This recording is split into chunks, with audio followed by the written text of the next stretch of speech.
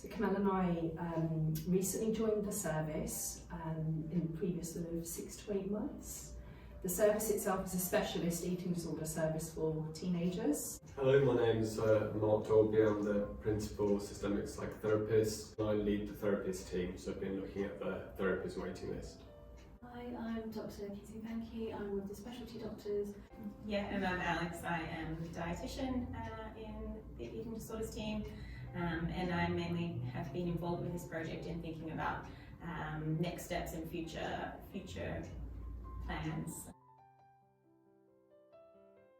The reason why we wanted to do a QI project on flow and capacity was because when we joined the service, there were quite significant waiting times for families and for young people when it came to initial assessment as well as accessing our treatment pathways.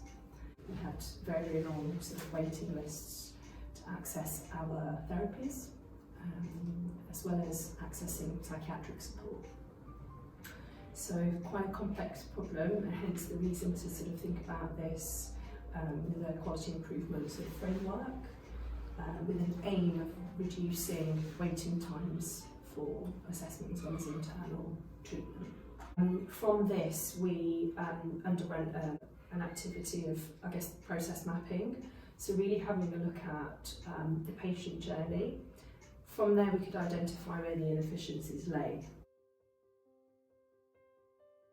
We also worked on, the referral form, because we liaise with other services within the trust and outside the trust to see what model they have and how robust their front door was, and so we try to replicate some of that here. I think one of the things we're quite proud of so far is the waiting time from initial referral to initial assessment.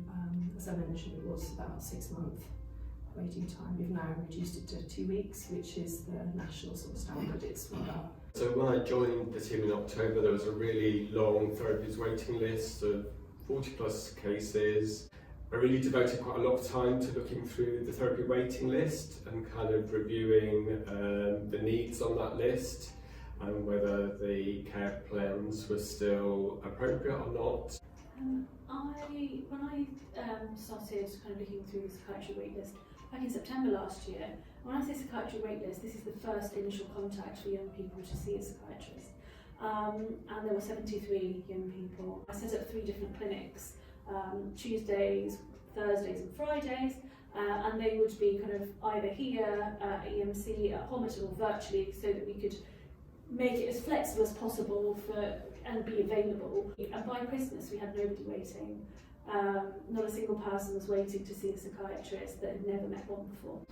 I think the biggest change for the team has been that experience of people feeling very overwhelmed and sort of reacting to crises all the time. It has become more manageable, and that there are possibilities and we can get through the work and we can change systems and processes.